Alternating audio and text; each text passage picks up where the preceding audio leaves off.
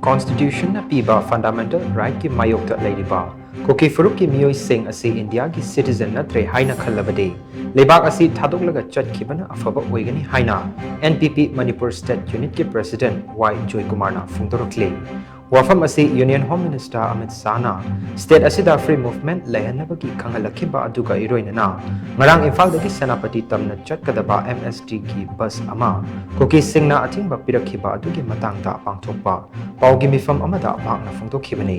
Norem thongda leiba NPP Manipur State Unit ki office da party asigi makok thongba luchingba kya yaungna pangthokpa paugi mifam aduda Joykumar na hai Union Home Minister na lauthokiba wafam amabu Kuki phurup ki meeoi shing na thoi usitana laukhiba adu Constitution ki Mayokta lepa illegal oiba thongni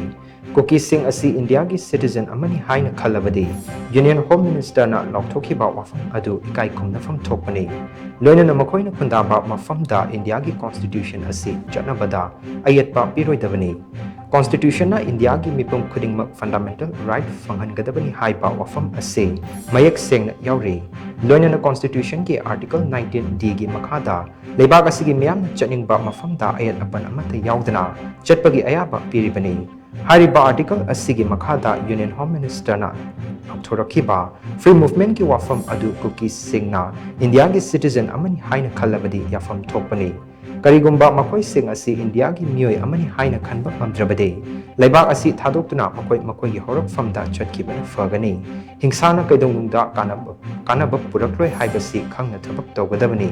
State asida President rule thamlakhibadagi ngarang security force na akanba action loba ngamkhibani haina khale asigumba makhalgi action adu popular government leiringai matam aduda lokhatpa okhide State asigi miyamda Constitution piba fundamental rights sing fanghanabagi damak center na lokhalakpa thorang khudingmak party asina taramna ukli haina su Joykumar na makatana phongdokhi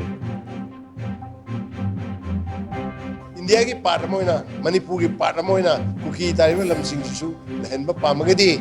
they must accept asagi central government su guarantee tobi mongda hairaga free movement onba gini haibigi wafam se masi munna ninaraga ekoina ajening badi masi salanba ton se darkar oi haibse masi ton tupuni haibse masi khandaraga madu accept tobiu haiba wafam se koi thamni karigumba moina yadav targadi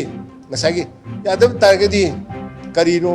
what does it amount to It amounts to defying the guarantees provided in the Indian Constitution. Adugidi moigi lamchi Indian Union gi mafam machet ama part amani haina moi treat tawdana da masi India nati haina moi khallibra haiba wafam si thamningi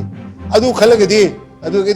madugumbagi moongda laige haina khallagadi ai koi haining baibo adugadi they will have no other alternative but to live